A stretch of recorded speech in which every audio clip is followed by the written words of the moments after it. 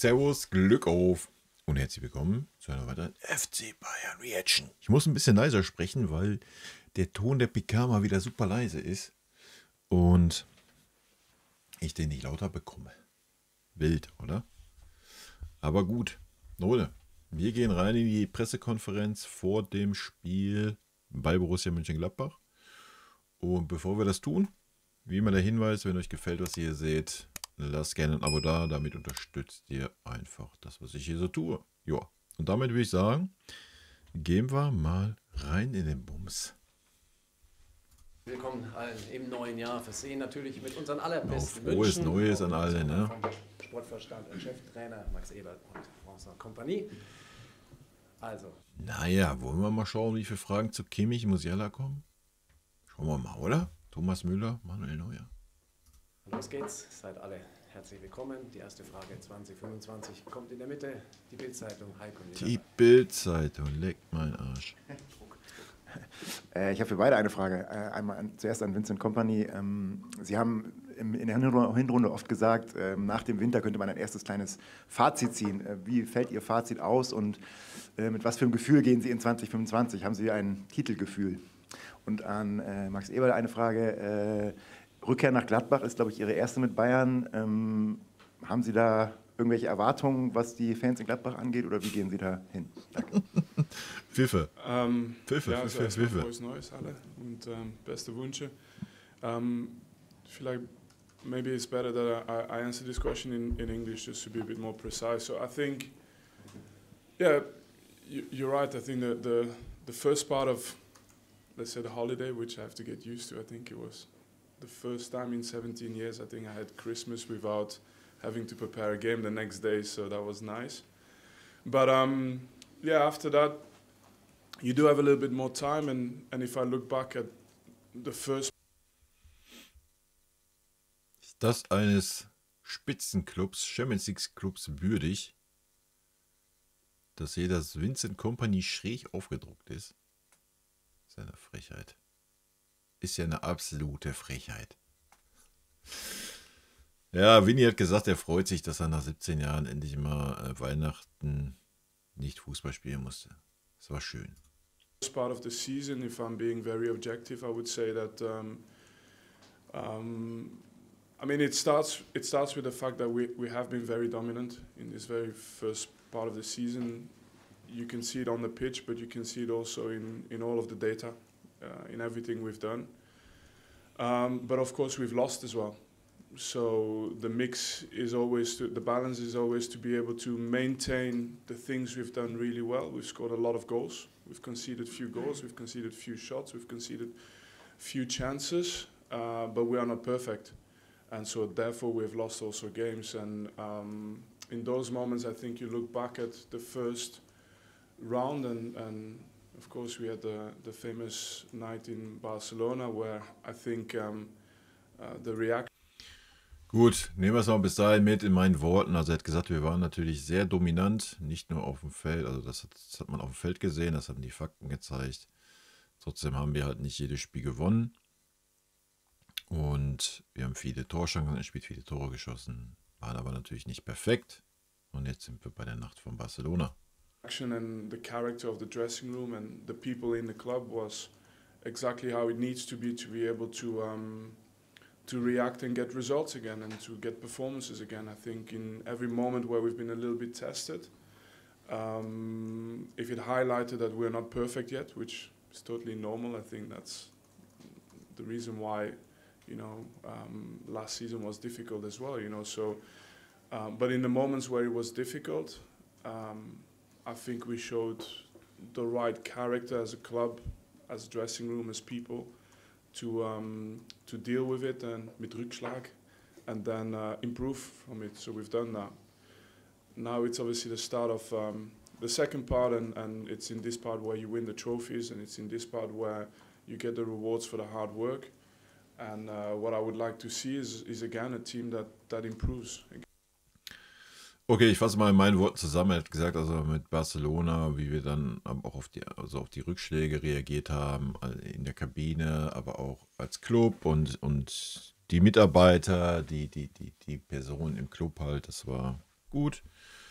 Und ja, dass er natürlich nicht perfekt waren. Und ich denke mal, man hat ja auch gesehen, das hat er jetzt nicht gesagt, aber man hat ja gesehen, dass man nach Barcelona auf jeden Fall Anpassungen gemacht hat. Und jetzt spricht er ja auf den Ausblick, würde ich sagen, für die Rückrunde. Again, on everything, I can't name something specific, but we conceded the fewest shots. I would like to concede less shots. We conceded the fewest goals. I would like to concede less goals.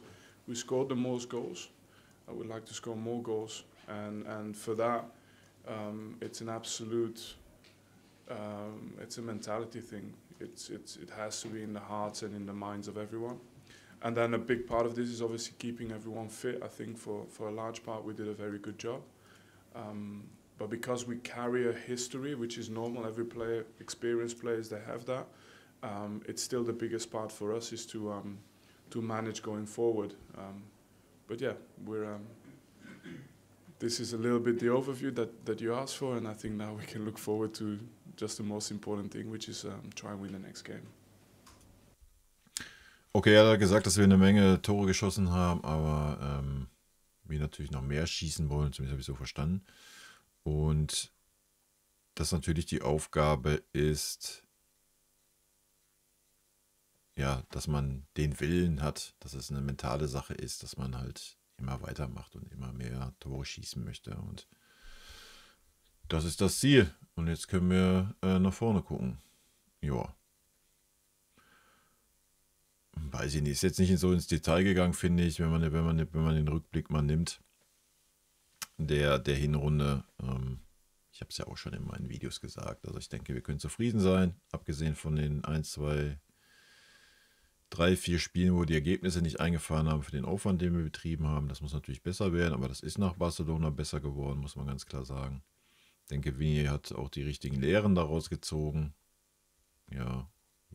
Ich muss jetzt nicht mein Fazit wiederholen, ihr wisst das. Ja, wenn nicht, guckt euch das Video an. Das würde sonst den Rahmen jetzt hier sprengen. Aber er hat jetzt nicht so viel, ist jetzt nicht so sehr ins Detail gegangen. Ich denke aber auch, dass es wichtig ist, dass man im Club halt ruhig geblieben ist, auch nach den Niederlagen. Das haben wir auch schon anders erlebt. Ja, also von daher, ja, ich denke, wir sind auf einem guten Weg, auch wenn man das Spiel dann gegen Salzburg gesehen hat.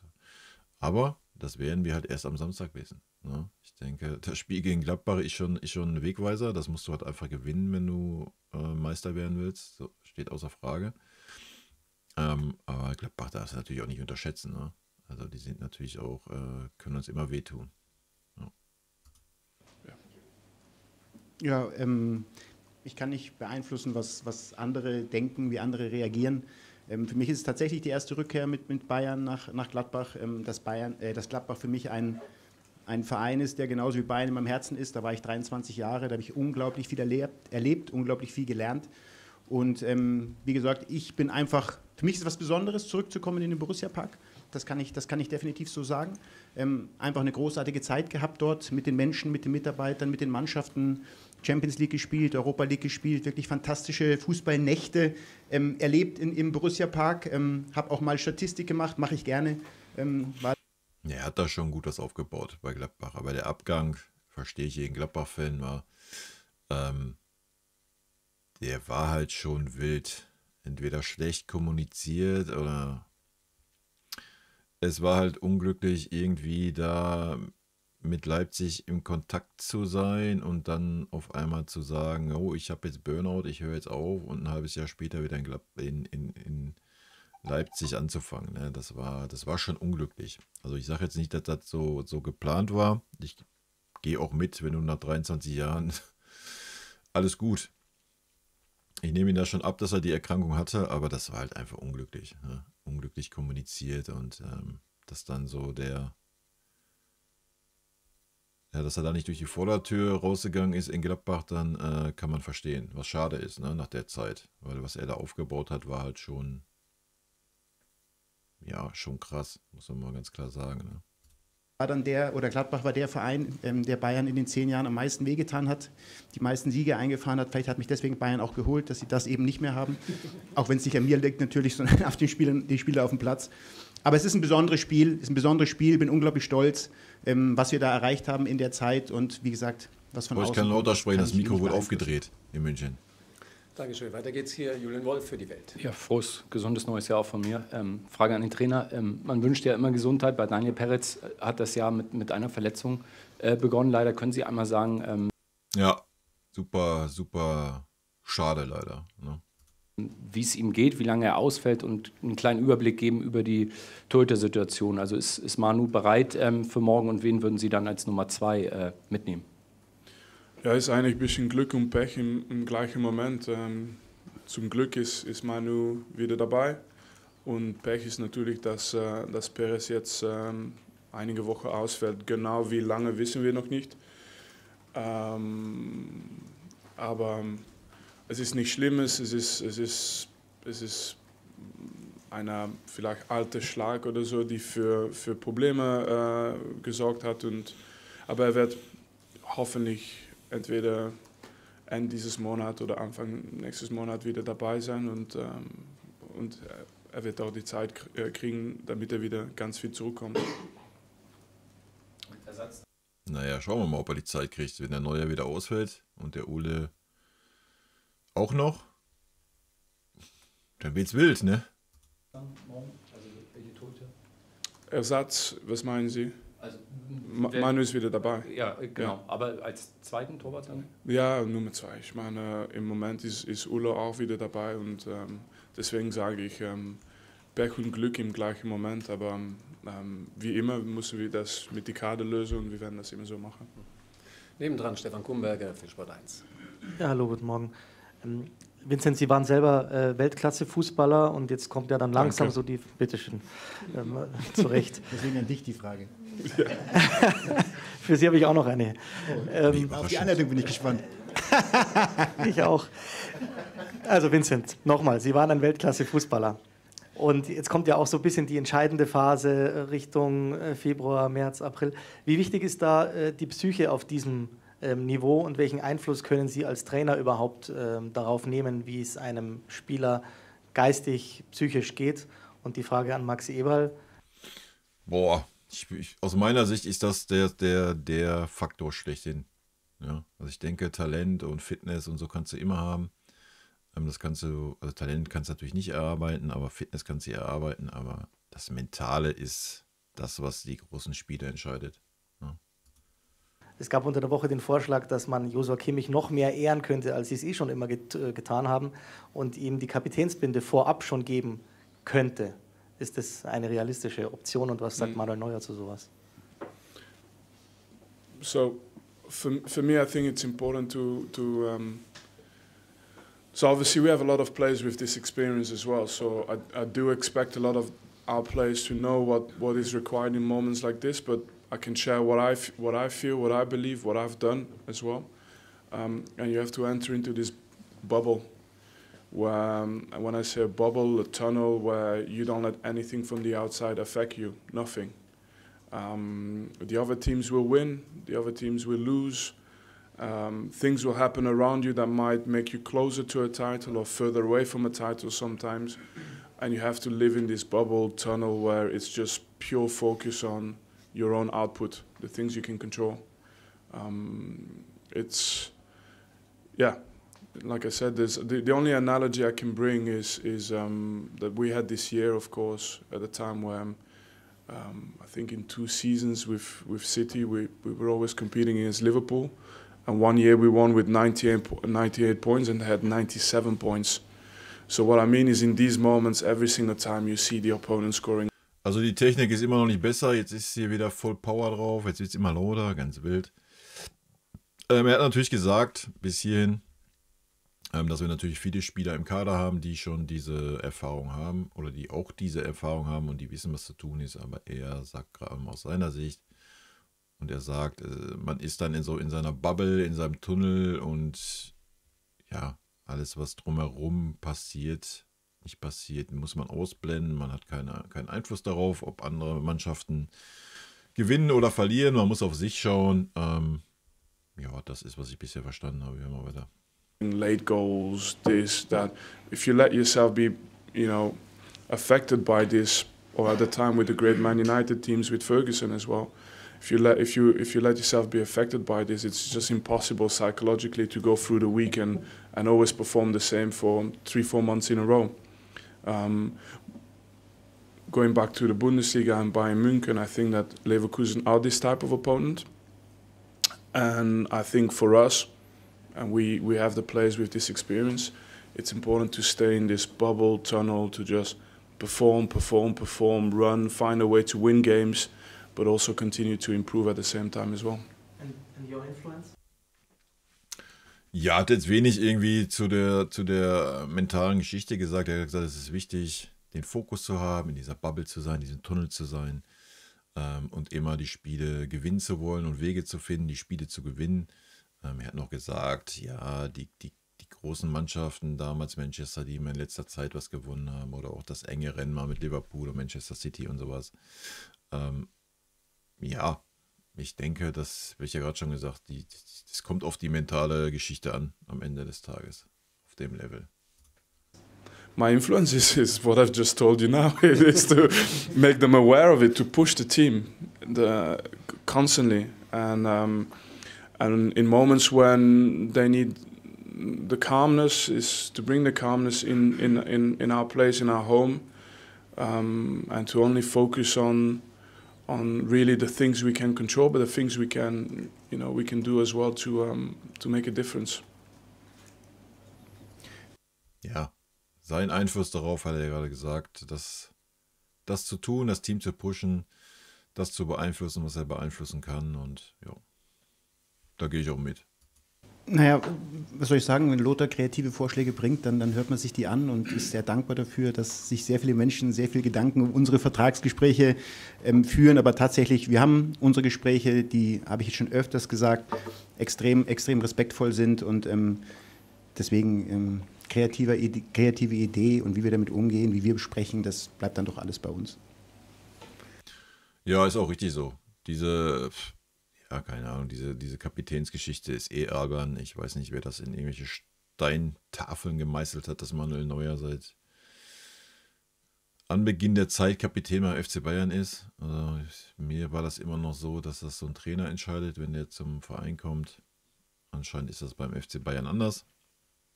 Aber gut, sei mal dahingestellt, ob Manuel Neuer nach seinem Eklat, wo er sich dahingestellt hat, gesagt, mir wurde vom Verein das Herz rausgerissen, und so fahrlässig agiert hat mit seinem Unfall da beim Skifahren, ob man dann noch Kapitän dieser Mannschaft sein muss, weiß ich nicht. Ja, hätte ich damals anders gehandelt, aber hat man nun mal nicht als Verein. Vertragsgespräche, wenn da nur ein Fünkchen Wahrheit dran ist, was man alles so hört, Alto Belli, dann wird man nass gemacht werden, gehaltstechnisch von den Spielern, die man gerne verlängern möchte. Aber das ist man auch selber schuld, wenn man ins letzte Vertragsjahr geht.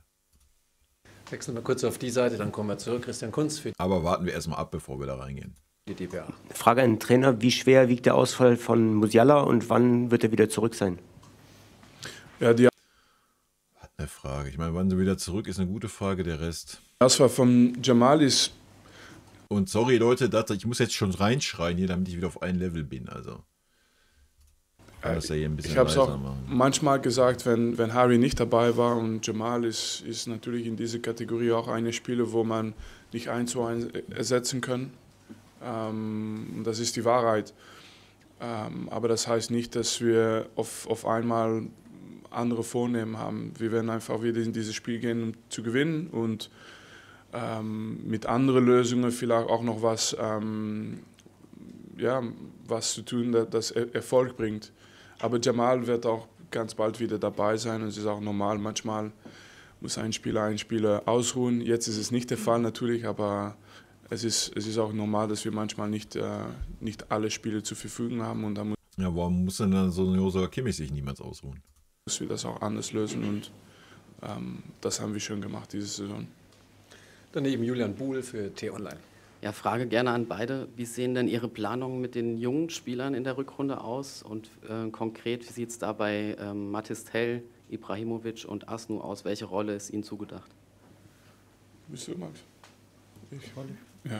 Ja. Die Plane ist, es gibt natürlich immer einen Konkurrenzkampf. Für mich, die jungen Spieler genau wie die ältere Spieler sind einfach mit rein in diesen Konkurrenzkampf und sollen einfach jeden Tag alles dafür tun, damit die eine Chance bekommen. Das werden einige auch bekommen. Und ich weiß nicht, ob ich Mathis noch ganz zu diesen ganz jungen Spielern dazu zähle. Ich meine, Mathis hat schon viel gespielt und gehört eigentlich ein bisschen eher zu dieser Kategorie Pavlo vielleicht. Aber die anderen ganz jungen Spieler, den wir vielleicht noch nicht so oft gesehen haben, die sind auch mit in Konkurrenzkampf, obwohl es schwierig ist. Und ja, wir haben jetzt 6 Spieler bis Ende Januar. Und Vergangenheit hat gezeigt, dass die Möglichkeit groß ist, dass einige Minuten bekommen. Aber ich kann noch nicht sagen, welche und wann. Ja, die werden keine Minuten bekommen. Machen wir uns nichts vor. Ja, solange da nicht super viele Spieler ausfallen, werden die keine Minuten bekommen. Das hat die Hinrunde gezeigt. Den Konkurrenzkampf nehme ich ihm gerade nicht wirklich ab. Da bin ich ehrlich. Also wenn ich das an Adam Azno noch mal sehe in der Hinrunde, wer dann da teilweise auf den Außenverteidigerpositionen aufgelaufen ist, ja, hätte er da auf jeden Fall seine Chancen bekommen müssen. Das hat er nicht. So, wie soll er die in der Rückrunde bekommen, wenn zusätzlich zu den Spielern, die da sind, ein Stani zurückkommt, dann noch ein Ito zurückkommt? So, wo soll der jemals da seine Chance bekommen? Ja, das wird nicht passieren. Mathis Tell, wir haben Harry Kane-Ausfall gesehen und dann steht ein Guerrero auf der 9er-Position. Auch da wirst du nichts mehr sehen. Auch jetzt wieder im Testspiel waren Mathis Tell nicht in der Spitze, sondern auf dem Flügel. Da sehe ich persönlich ihn nicht. Ja, aber gut, das muss jeder für sich sehen. Aber auch da wird er nicht viel mehr Spielzeit bekommen, wenn alle fit sind. Wenn Gnabry, Coman, Sané, Maike fit sind. Ich denke, Maike ist Nummer 1 gesetzt. Da geht kein Weg dran vorbei. Das heißt, alle anderen 3 streiten sich um eine Position. Ja, wo soll dann Mathis Tell dann mal Zeit bekommen? Und wenn wir Ibrahimovic mit reinnehmen auf eine Außenposition, der ist ja noch mal hinten dran. Ne? Also auch den wirst du nicht sehen. Ja, da muss schon wirklich viel. Ich meine, in der Hinrunde ging es jetzt noch nicht in vielen Spielen, wo man sagt, boah, jetzt musst du aber unbedingt liefern und musst das Dingen klar gewinnen und sowas.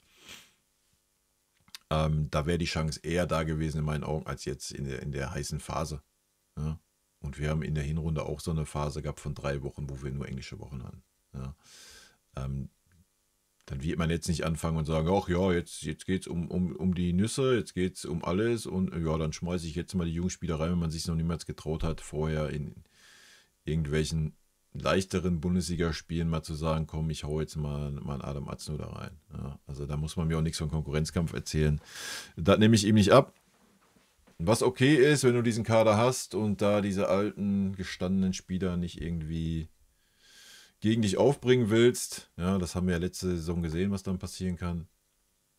Kann ich schon nachvollziehen, aber ja, was soll er jetzt auch sagen hier? Soll er jetzt sagen, oh nee, die sind an letzter Posi und spielen nur, wenn es wirklich hart auf hart geht? Man wird sehen, ja, ob das reicht, ob sie sich weiterentwickeln, dadurch, dass sie mit den guten Spielern mittrainieren ein Jahr lang.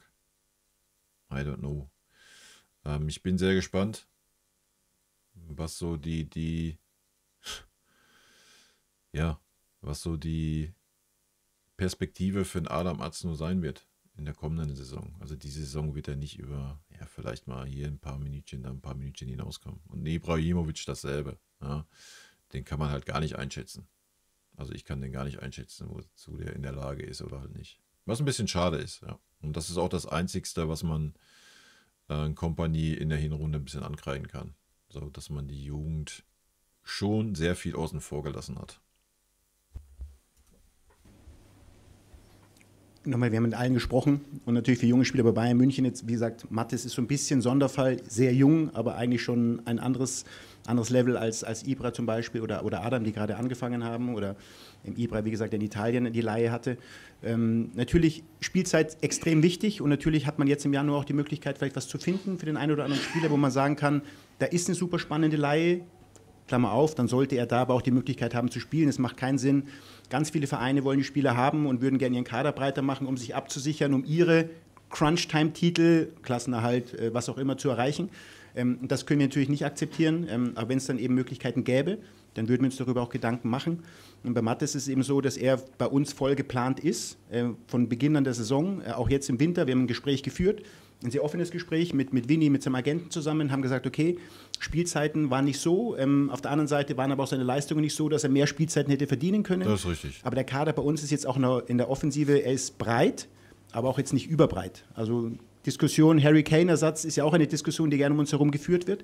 Und deswegen müssen wir schon genau schauen, um zu erreichen unsere Ziele, aber auch um quasi den Jungs auf den Platz zu bringen, bedarf es eben eines guten Kaders. Und da gehört Mathis definitiv dazu. Also einfach Mathis jetzt zu verleihen und von unserer Seite passiert nichts, würden wir uns gerade extrem schwer tun, weil natürlich wir auch Ziele haben. Wir sind extrem ehrgeizig, Mathis auch. Und er hat sich für uns committed. Er sagt, er möchte sich hier durchbeißen, er möchte Leistung bringen. Und dann liegt es auch an ihm, ein Stück weit dann eben diese Einszeiten zu bekommen.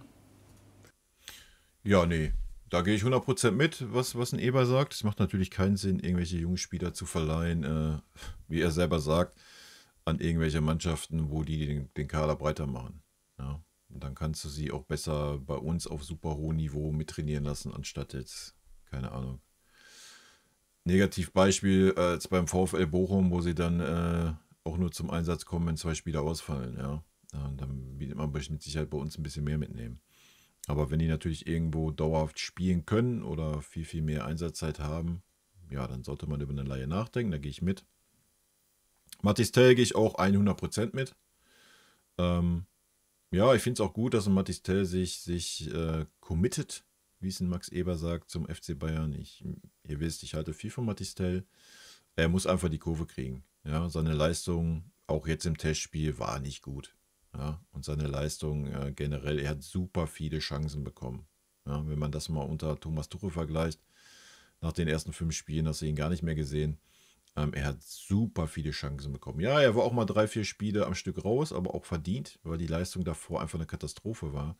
Aber er hat immer wieder seine Chancen bekommen, obwohl die Außen stark besetzt waren. Er hat auch mal den Vorzug vor Coman bekommen und so weiter. Er konnte sie halt nie nutzen.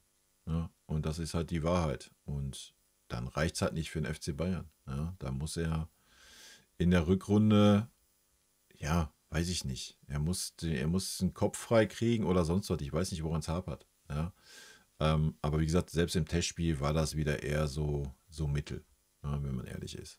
Da muss einfach mehr kommen. Und dann, wie Max Eber sagt, das liegt dann auch nicht nur ein Stück weit, sondern es liegt zu 100% an Mathis Tell. Ja. Unser Außen, ob es Coman, Gnabry, Sané ist, die sind jetzt nicht hier auf diesem Niveau, wo man sagt, boah, der muss immer spielen. Ja, da ist ein Michael auf diesem Niveau, ja, aber alle anderen noch nicht. Ja. Und solange das keiner ist, wird ein Tell wahrscheinlich immer mal wieder seine Chance bekommen, aber die muss er dann halt einfach auch mal nutzen. Auf der anderen Seite, ja, ich persönlich sehe Mathis Tell auch eher auf der 9. Ja, man hätte ihn eher als Harry Kane Backup aufbauen sollen und nicht irgendwie als Flügelspieler. Ich finde, da ist er ein bisschen verschenkt. Das hat man bisher nicht getan. Vielleicht tut man das in der Rückrunde, aber wenn man dann schon wieder das Freundschaftsspiel gegen Salzburg nimmt, da war es auch nicht so. Hat auf dem rechten Flügel gespielt, dann auf dem linken Flügel, aber nicht einmal in der Mitte. Also weiß ich nicht.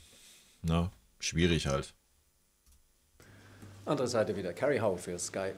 Ja, von mir auch erstmal frohes neues Jahr. Herr Eberl, wie hoch ist die Wahrscheinlichkeit, dass in dieser Woche noch Nachrichten bei Alphonso Davies gibt? Der Berater soll ja in München sein und Herr Kompanie. Abgehakt, direkt der Dieter, Alphonso Davies, direkt erstmal Haken auf den Zettel, zack, abgehakt. Können Sie nochmal den Wert auch von Alphonso Davies für Ihre Mannschaft unterstreichen? Dankeschön. Boah, ich kriege einen Kackreiz, Alter. Der Wert für diese Mannschaft. Der sportliche Wert für diese Mannschaft von Alphonso Davies in der Hinrunde. Ja, würde ich auch eher so mittel sehen. Sorry, welchen sportlichen Wert hat ein Alphonso Davies gerade für diese Mannschaft? Alter, der ist marginal. Ja. Sorry, da kannst du einen Guerrero hinstellen, da kannst du meinetwegen Ito hinstellen, hättest du auch einen Aznu hinstellen können. Ich denke, die hätten das allesamt wahrscheinlich ähnlich gemacht. Klar, allesamt sind nicht so schnell wie ein Alphonso Davies, vollkommen richtig. Aber gerade das Defensivverhalten ist eine Katastrophe gewesen. Ja, durch seine Schnelligkeit macht er gegen manche Mannschaften viel weg. Sobald da ein dribbelstarker Spieler über die Seite kommt, kann er noch so schnell sein, dann kann er 5-mal an dem hin und her laufen, er kommt trotzdem nicht an den Ball. Ja. Nach vorne hin ist es besser geworden, auf jeden Fall. Ja, hat seine Form gefunden, gar keine Frage. Über die Zahlen, die wir da reden, ja, gehaltstechnisch, Alto Belli, ja, da werden wir wieder einen mittelmäßigen Spieler bezahlen, als wäre er ein internationaler Topstar, was er nicht ist. Ja, er könnte das werden, ja, keine Frage.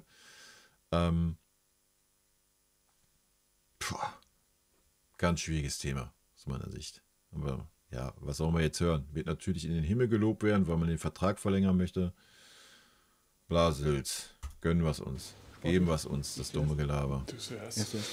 Ja gut, es ist kein Geheimnis, dass wir mit den Agenten, mit den Agenturen sprechen, bei den Spielern, wo Verträge auslaufen oder auch wo noch ein Vertrag besteht über ein Jahr hinaus.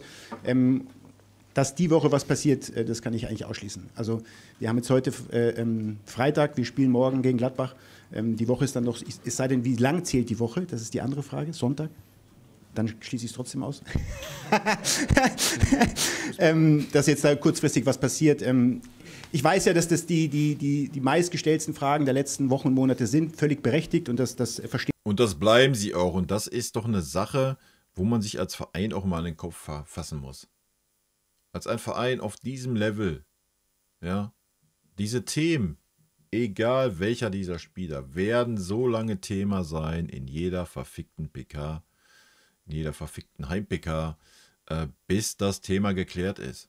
Ja? Und Max Eberl hat sich letztes Jahr schon dahingesetzt, hat gesagt, hier, Fonzie Davies, das ist unser finales Angebot, nimm's an oder lass es. Ja, und er hat's gelassen. Ja? Und jetzt schiebt man dem wieder Zucker in den Arsch bis Paris-Palermo, Alter. Zum Kotzen. Zum Kotzen. Stehen wir auch. Ich kann leider nicht viel anderes sagen, als das, was ich auch die ganze Zeit schon gesagt habe. Und das ist definitiv so, dass wir da extrem intensiv dran arbeiten. Beide Seiten, also sowohl Spielerseite als auch wir arbeiten sehr intensiv dran, was ja erstmal ein gutes Zeichen ist, weil das heißt ja, man hat Interesse von beiden Seiten, dass man es gerne machen wollen würde. Aber wann es dann über die Ziellinie geht, das kann ich jetzt wirklich als Datum nicht sagen. Worauf wir uns alle verständigt haben, und das ist übrigens auch das Ziel der Spieler, dass wir nicht in diese wichtige Zeit der Rückrunde reinragen, wo wir sagen, okay, jetzt gibt es immer noch Spekulationen, irgendwann werden wir, deswegen habe ich ja auch dann von Wochen, Monate wurden sofort dann wieder bis April. Das ist halt Schwachsinn in meinen Augen. Ja, das ist sowas von Schwachsinn. Ja, wir haben uns mit den Spielern verständigt und es soll dann nicht in die super entscheidende Phase hineinlaufen, weil es dann stört. Da müssen die Entscheidungen stehen. Ja, stört es jetzt nicht? Also wenn es dann stört es ja jetzt auch. Und wenn du jetzt die Punkte verlierst, darauf bezogen, weil es stört, weil die Spekulationen da sind, weil es nervt, dann bist du in der heißen Phase gar nicht mehr in der Lage, in der heißen Phase noch was zu reißen. Also wo ist da die Logik? Ja? Es ist ein Trauerspiel, dass man in dieser Konstellation überhaupt ist. Ja? Das ist ein Trauerspiel. Wir reden von 5 auslaufenden Verträgen, die jetzt alle von allen Seiten angefragt werden. Ja? Weil das jetzt offiziell erlaubt ist. Jeder Verein kann jetzt einen Fonzie Davies, einen Joshua Kimmich, einen Leroy Sané, selbst einen Manuel Neuer und einen Thomas Müller anrufen und sagen, komm, wie sieht's aus, Junge, bla bla bla. Und da würdest du mir sagen, das lenkt nicht ab. Leute, ja, über was reden wir? Ja? Also, das ist wirklich ein Trauerspiel für unseren Verein. Ja, muss man knallhart so sagen. Aber da ist man völlig selber dran schuld, weil man die Spieler immer nur pudert und keinerlei Druck aufbaut. Ja. Also, dass man in dieser Lage jetzt ist eine Katastrophe. Wenn man den Vertrag auslaufen lassen möchte, wie beim Leroy Sané, ja, völlig fein. Ja. Und dann ist das so. Dann lass den auslaufen, alles ist gut. Alle sind zufrieden, dann kann man das nachvollziehen. Ja. Aber auch um Max Eberl macht sich völlig unglaubwürdig. Ja, mit seiner Aussage von letzter Saison zu Fonzie Davies und den Aussagen, die er jetzt trifft. Also Katastrophe. Bei Neuer und Müller kann man das ja noch irgendwo nachvollziehen. Ja, will man vielleicht, aber auf was wollen wir warten? Ja, dann hättest du halt auch mal die Eier haben müssen und jetzt einen Daniel Peretz reinstellen müssen für 10, 20 Spiele, ja. Und dann hättest du mal sagen können, ja, brauchen wir nicht. Brauchen mit Manuel Neuer nicht verlängern. So. Natürlich musst du gerade mit Manuel Neuer verlängern. Was willst du machen? Willst du jetzt sagen, ab nächste Saison steht ein Daniel Peretz im Tor, ohne dass du ihn mal ansatzweise herangeführt hast oder mal wirklich siehst, was sein Leistungsvermögen ist? Ist halt auch schwierig. Ne? Das sind alles so Sachen, die man halt nicht tut. Ne? Katastrophe. Und bei Thomas Müller, ja, wir wissen Thomas Müller, ja. Thomas Müller, Typ, super, hat natürlich auch immer noch seinen Einfluss auf diese Mannschaft, aber nicht mehr. Es ist kein Platz in dieser Mannschaft für Thomas Müller, es sei denn, Jamal Musiala spielt nicht. So, dann spielt Thomas Müller. So wird es immer sein und ja. Ich habe jetzt gelesen, immer noch 10 bis 15 Millionen soll er bekommen. Das ist eine Katastrophe mit 34 oder was? Dafür, dass er in der ganzen Saison 1000 Minuten spielt oder was? Wenn überhaupt. Also da muss ich sagen, da macht Max Eberl und Christoph Freund gerade keinen guten Job. Ich weiß nicht, woran es liegt, ob es an den beiden liegt, ob es an den Vorgaben ist, keine Ahnung. Aber dieses Eiergeschaukel, ja, dieses den Spielern nach in den Arsch kriechen, nur weil sie eine erfolgreiche Zeit beim FC Bayern hatten. Ich meine, die hatte Alphonso Davies noch nicht mal, ist in meinen Augen eine Katastrophe. Ja, da muss einfach mal klare Kante gezeigt werden. Und ich garantiere euch, man wird viele, viele, viele Verträge verlängern, weil man sich nicht die Blöße geben möchte, um zu sagen, jetzt haben wir auch mal 4, 5 Abgänge. Wir haben Joshua Kimmich ablösefrei verloren. Wir haben Leroy Sané ablösefrei. Wir haben Devontae Davies ablösefrei verloren. Da wird der FC Bayern in Deutschland an die Wand genagelt werden, wenn das passieren sollte. Also, was wird passieren? Man wird Alphonso Davies die Kohle in den Arsch schießen. Man wird Kimmich die Kohle in den Arsch schießen und wahrscheinlich in Leroy Sané auch. Ja, darauf wird es hinauslaufen. Ausgelegt, aber es sind auch 2 Monate, wo man sagt, man muss Entscheidungen treffen und das ist aber auch völlig legitim und das ist auch ganz offen mit den Spielern. Wir haben also 2 Monate, wo wir uns jetzt in jeder Heim-PK diese Scheiße anhören.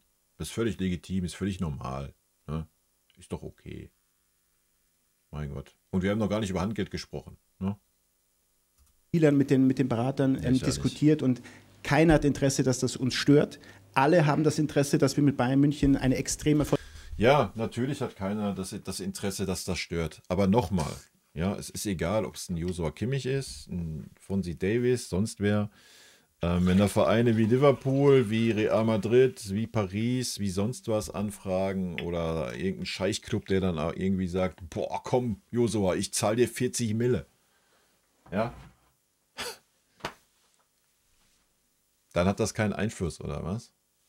Ist doch Schwachsinn, Leute. Ja, die setzen sich dahin, reden über die heiße Phase und kriegen es dann nicht geschissen, dass man jetzt schon Fakten hat. Ja, das ist eine Katastrophe. Nochmal, wir reden nicht über einen mittelklassigen Bundesliga-Club, wo die Spieler schachern und pokern und gucken, kommt noch ein Angebot vom größeren Club oder nicht. Wir reden über einen FC Bayern München, Alter, der in die Top 10, wenn nicht die Top 5 Europas zählt. Ja, und dann ist das ein Trauerspiel, wie gerade die Situation ist. Erfolgreiche Rückrunde oder einen zweiten Part der Saison spielen. Rückrunde ist es noch nicht ganz. Das ist, was über allem steht. Und parallel versuchen wir quasi im Hintergrund, Christoph und ich, unseren Trainer glücklich zu machen, die Berater glücklich zu machen, den Spieler glücklich zu machen. Und wenn man 3 Parteien glücklich macht, ohne dass ich, wie ich als Club, zu viel leide, dann wird man auch irgendwann die Unterschrift drunter setzen können. Ja, also rein sportlich ist natürlich deutlich, was Fonzie geleistet hat für uns diese Saison. Aber ich habe gehört, was gesagt wurde über Fonzie vorher. Was ich gesehen habe, ist einfach eine Spieler, die Schritte macht und die ganz wichtig ist natürlich mit seinen Leistungen. Und ich glaube, dass er noch besser werden wird in Zukunft. Und das ist für mich... Muss er. Ja, er muss besser werden. Viel, viel besser. Wenn er wirklich 15, 16 Millionen Gehalt bekommt, muss er aber noch so viel besser werden, um das ansatzweise zu rechtfertigen, Alter. Natürlich die Priorität, dass der Spieler weiter leistet und was er jetzt macht, ist schon sehr gut, aber er wird es auch besser machen in die Zukunft und das ist mein Fokus mit Fonzie. Eins daneben, Felix Roderer. Gut, was soll er auch anders sagen? soll sich da hinsetzen und sagen, ja, das ist jetzt so mittel bis gut, was von sie gerade leistet, oder was? Also, weil guck dir Max Eberts Geste an. Oder das Gesichtsausdruck, das sagt alles. Antenne Bayern. Ja, auch von mir erstmal frohes, gesundes neues Jahr an alle. Frage an den Coach Vincent. Die Pause, die war ja Schrei mal richtig rein das Mikro, wa? relativ kurz. Wie haben Sie denn diese kurze Zeit mit dem Team genutzt und welche Schwerpunkte gab es denn jetzt so in dieser Pause für Sie? Ich glaube, ich habe es ein bisschen erklärt auf Englisch natürlich schon, aber obwohl ich finde, dass die Pause lang war, weil ich hatte noch nie eine Pause. Aber trotzdem, dann kommst du zurück und dann ist für uns das Wichtigste, wir bekommen ganz viele Spiele zurück im Januar. Das heißt, die Karte wird sich ein bisschen ändern, als was wir hatten im Dezember zum Beispiel. Und die Zeit haben wir deswegen auch einfach so gut gebraucht und gut genützt. Und danach ist es auch wie ein bisschen zu dieser anderen Frage, ist es wieder diese Mentalitätsgeschichte. Einfach vom ersten Training wieder Vollgas. Kein einziges Sekunde, wir können einmal einander in die Hände klatschen, hey, wie geht's, wie war Urlaub, top. Aber dann am ersten Training, erste Minute Vollgas, sofort. Und kein Schritt zurück machen. Und das war einfach für uns das Wichtigste. Ich glaube, wir haben das auch gezeigt gegen Salzburg, dass wir diese Mentalität auch sofort mit reinnehmen in dieses neues Jahr. Aber natürlich, Hauptsache ist morgen im Spiel gegen Gladbach und wir wollen einfach weitermachen. Ich glaube, wir haben noch 3 Fragen. Ja, alles gut. Was sollen wir dazu noch sagen? Ne? Das ist schon alles richtig, was er sagt. Aber da vielleicht nochmal ein Satz zu, von wegen Fokus und bla und Sülz. Nochmal, ja, wenn jetzt, keine Ahnung, der Spieler XY auf einmal eine Nachricht kriegt, pass mal auf vom Berater, ich habe hier ein Angebot vorliegen von Verein so und so und so und so. Mach dir mal Gedanken. Dann kann mir keiner erzählen, dass das keinen Einfluss hat. Ja. Und dann ist das egal, ob das die heiße Phase ist oder nicht die heiße Phase. Nochmal, wenn du jetzt am Anfang Punkte liegen lässt, weil die Jungs mit dem Kopf nicht voll bei der Sache sind, weil sie irgendwo anders sind und wir wissen alle, dass wir mit unserer Spielweise, die wir haben aktuell unter Vinny, immer 100% Fokus haben müssen. Das hat man in Mainz gesehen. Ja. Man weiß nicht, ob man sich einen Gefallen damit tut. Circa. Vincent Schirpke für Merkur und TZ. Hallo Herr Kompanie, frohes neues Jahr nochmal. Wie haben Sie in den letzten Wochen Leroy Sané wahrgenommen und würden Sie sich wünschen, dass sein Vertrag verlängert wird? Und noch eine Anschlussfrage zum Spiel morgen. Können Sie sagen, wer in der Innenverteidigung auflaufen wird? Ja, ich glaube, ich werde... Stellt sich ja von alleine auf. Nicht jetzt sagen, wer morgen spielt. Nicht? Auf keine Position, aber nur Sie wissen, was Andre kann, ist, Upa ist nicht da, dann können Sie sich schon denken, wer spielt. Gedanken machen und Upa ist nicht da und Perez ist nicht da. Und das ist deswegen, das wird nicht so schwierig sein, glaube ich, die Lösungen zu finden.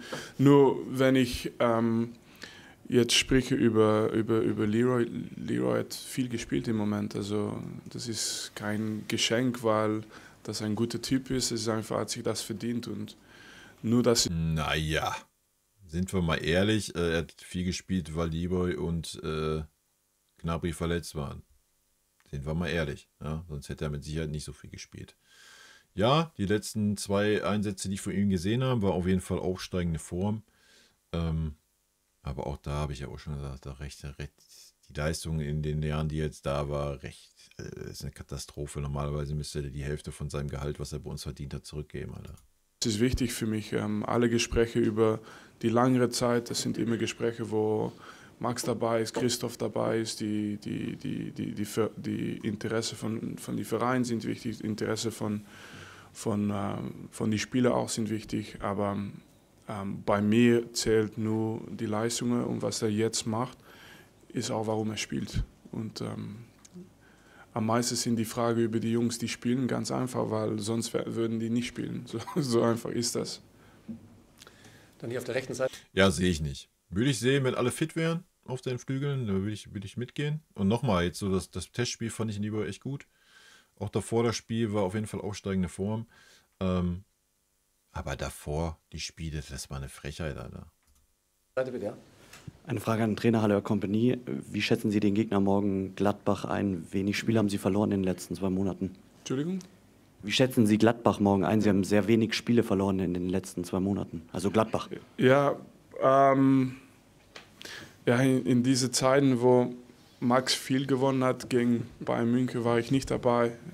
Das ist für mich ein ganz neues Spiel und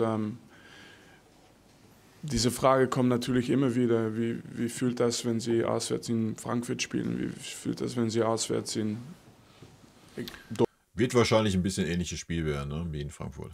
Dortmund spielen? Und ich glaube, es ist für uns, weil es Bayern München ist, immer sehr deutlich. Egal wo wir spielen und egal wie stark die Gegner ist, müssen wir einfach als einziges Ziel haben, dass wir morgen gewinnen. Aber die Stärke von Gladbach, die sind spielerisch sehr stark. Die haben eine gute Mischung zwischen fußballerische Spieler auch im Mittelfeld, die auch Zweikämpfe gewinnen können und verteidigen können und natürlich Kleindienst vorne, die im Moment eine sehr, sehr gute Lauf hat und gute Balance mit den Außenstürmer und das ist. Und dann steht da Fonzie Davies und Conny Leimer als Rechtsverteidiger. Das ist schon ein Verein mit einer deutlichen Fußballidentität. Ich glaube, das war schon sehr lange so. Das ist einer von diesen Vereinen, die nicht nur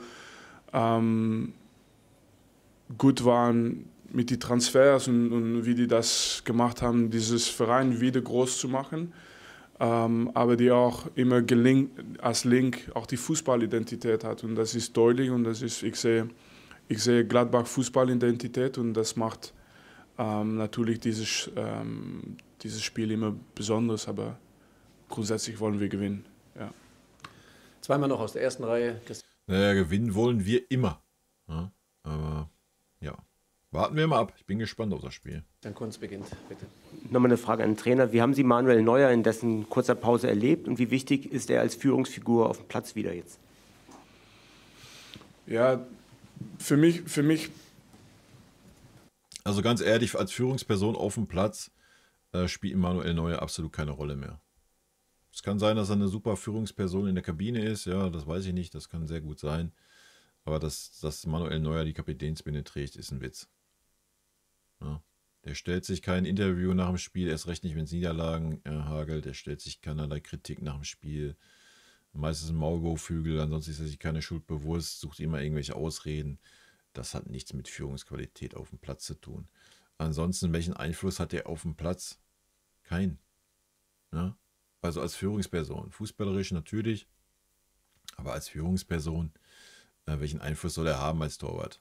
Ja, da musst du entweder so ein total Bekloppter sein wie ein Oli Kahn, der die Leute mal durchschüttelt und mal zusammenstaucht. Sowas alles siehst du von Manuel Neuer nicht. Ja? Gut, wir haben eine andere Zeit, ja, das sollte klar sein. Also wenn ich nicht wusste, dass er schon verletzt war, dann hätte ich das auch nicht gemerkt. Der einfach ganz normal wieder dabei. Diese Erfahrung hilft natürlich auch, wie er mit seiner eigenen Situation umgeht. Er hat es natürlich einige Male erlebt. Er weiß auch, wie er sofort wieder reinsteigen muss. Und deswegen haben wir das gar nicht gemerkt, dass er noch überhaupt verletzt war. Und seine Rolle natürlich ändert sich fast nicht in unserer Kader. Wenn er spielt, ist er wichtig. Wenn er nicht spielt, ist er wichtig. Das hat er natürlich. Ja, es ist ja perfekte Aussage zu dem, was ich gerade gesagt habe. Also bedeutet das, dass Manuel Neuer auf dem Feld halt als Führungsperson keine Rolle spielt. Ja, wenn er gleich wichtig ist, wenn er spielt oder nicht spielt, spielt er auf dem Platz keine Rolle. Dann spielt er die Rolle in der Kabine, alles gut, das möchte ich ja auch gar nicht abstreiten. Aber auf dem Feld spielt er dann keine Rolle, Alter. Als Führungsperson jetzt, ja. Da gibt es mit Sicherheit den einen oder anderen, den nur er die Binde geben könntest. Über die Jahre verdient. Ein letztes Mal bitte, Heiko Niederer nochmal. Ich habe noch eine Frage an beide. Chance genutzt. Nein, aber diesmal die gleiche Frage quasi. Jamal Musiala fällt aus. Ich denke mal, Thomas Müller ist ein möglicher Ersatz, ohne dass Sie es jetzt sagen. Können Sie noch mal sagen, seine Rolle, wie wichtig ist er in dieser Saison auch als Backup mit seiner Erfahrung? Und dann eher die Frage an den Sportvorstand, wie wichtig könnte er auch in der nächsten Saison vielleicht noch in der gleichen Rolle sein, als so ein bisschen Backup für Jamal Musiala? Ja, aber wenn ich morgen nicht hier sage in dieser PK, dass Thomas Müller Backup ist, ja, das wissen Sie, Thomas ist keine Backup. Natürlich ist er Backup. Ja, man traut sich nur nicht zu sagen, weil dann wieder der Aufschrei kommt, oh, er ist doch Thomas Müller. Er ist nur Backup. Also welche Fakten sprechen denn dagegen diese Saison? Also die Hinrunde hat es doch gezeigt, er ist nur Backup. Punkt.